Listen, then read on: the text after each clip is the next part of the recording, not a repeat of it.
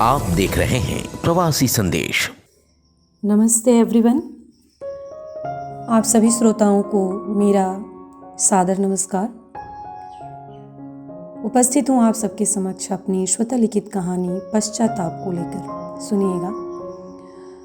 जया आज अपने किए पर बहुत शर्मिंदा थी और रो रही थी, पर उसके आंसू पोंछने वाला उसके अपने ही बनाए उस समूह में से कोई नहीं था जो कभी उसके द्वारा किए गए अपने ही देवरानी प्रिया के खिलाफ अनाप शनाप बकने पर ठहाके लगाते और उसके हाँ में हाँ मिलाते रहते थे। आज वही उसके झूठ से पर्दा उठने पर उसकी बेटी की शादी ऐन मौके पर टूट जाने पर मुंह बनाते हुए उस समारोह से निकल रहे थे। दरअसल बात ये थी कि जया एक साधारण शक्ल सूरत वाले संभ्रांत परिवार की बहू थी। ससुराल में उसे बहुत इज्जत और प्यार दुलार भी मिल रहा था और वो भी सबसे मिलजुल कर रहती और सबका आदर भी करती थी। पर उसके विवाह के 2 वर्ष बाद जब उसकी देवरानी आई तो परिवार का सुख शांति भंग होने लगा और इसका कारण खुद जया ही थी। पर घर में अशांति का सारा दोष उसकी देवरानी प्रिया पर लगता रहा। प्रिया जब ब्याह कर आई थी तो बहुत कम उम्र की थी और जया से थोड़ी सी चंचल और सुंदर भी थी। उसके पिता कैंसर की बीमारी से ग्रसित थे, अतः अपने मौत को करीब देखते हुए उन्होंने अपने जीते जी ही अपनी बिटिया प्रिया की शादी किसी इज्जतदार और सुखी घर में कर देना उचित समझा।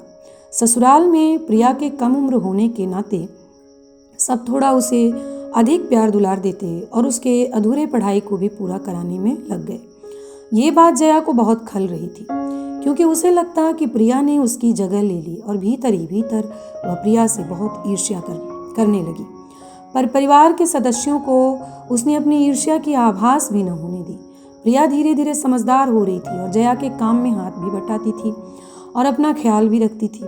उसे अपनी पढ़ाई के वास्ते रोज घर से बाहर निकलना पड़ता, अतः वह थोड़ी सलीके से रहती। ससुराल में उसके खानदान के सभी लोग उसकी सुंदरता और सलीके से रहने की प्रशंसा करते, तो जया से प्रिया की प्रशंसा जरा भी बर्दाश्त न होती और वह खानदान के लोगों व पड़ोसियों से जया की झूठी शिकायत करने लगी। उसने आस पड़ोस में जया के खिलाफ वह बातें भी फैलाई जिसकी किसी ने कभी कल्पना भी नहीं की थी। पर अपने परिवार वालों के सामने वह प्रिया के खिलाफ एक शब्द ना बोलती और उस पर अपना दिखावटी प्यार लुटाती रहती। प्रिया भी जया को अपनी बड़ी बहन के समान समझती और सम्मान और प्यार करती, क्योंकि वह उसके किए गए चाल से एकदम अनभिज्ञ थी। आस पड़ोस और खानदान में प्रिया के चारित्रिक हनन की बात आग की तरह फैल चुकी थी, जिसकी पहली चिंगारी तो जया ने ही अपने मुंह से अपनी चचेरी ननद के सामने रखी थी।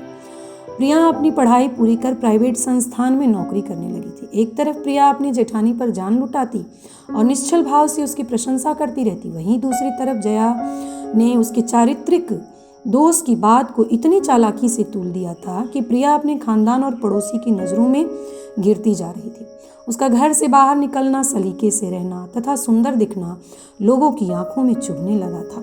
अब जब भी कोई पारिवारिक उत्सव या समारोह होता तो प्रिया के आस पड़ोस और खानदान की औरतें उससे दूरी बनाती और बात करने से कतराती। पर प्रिया को इसका कारण कुछ समझ में नहीं आता और वह जया से ही अपनी पीड़ा व्यक्त करती, तो जया उसे यही कहती कि यह सब तुम्हारा भ्रम है और मन ही मन अपने सातिर करतूत पर अति प्रसन्न होती। बात जया के पति, देवर और सास के कानों तक भी पहुंची और वे तीनों प्रिया को नौकरी छोड़कर घर बैठने की जिद करने लगे। पर प्रिया निर्दोष थी, वह मानने को तैयार नहीं थी, अतः नौकरी न छोड़ने की बात पर धीरे धीरे उसके अपने परिवार के लोग भी उससे नफरत करने लगे और घर में कलह का माहौल पैदा होने लगा और वो सब उसे सच में चरित्रहीन समझने लगे। धीरे धीरे प्रिया अफवाह रूपी दलदल में फंस चुकी थी, जहाँ से उसे निकालने वाला कोई भी नजर नहीं आता और वह अपने पति की नाराजगी और दूरी से तंग आ चुकी थी।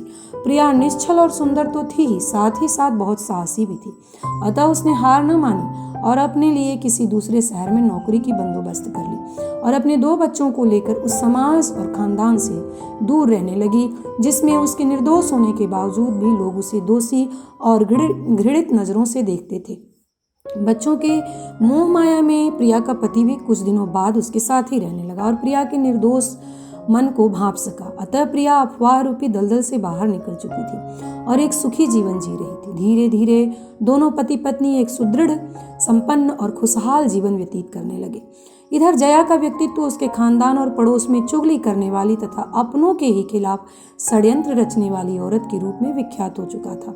कहते हैं कि हमारे उचित या अनुचित सभी कर्मों का फल अवश्य मिलता है, और यही जया के साथ भी होना था।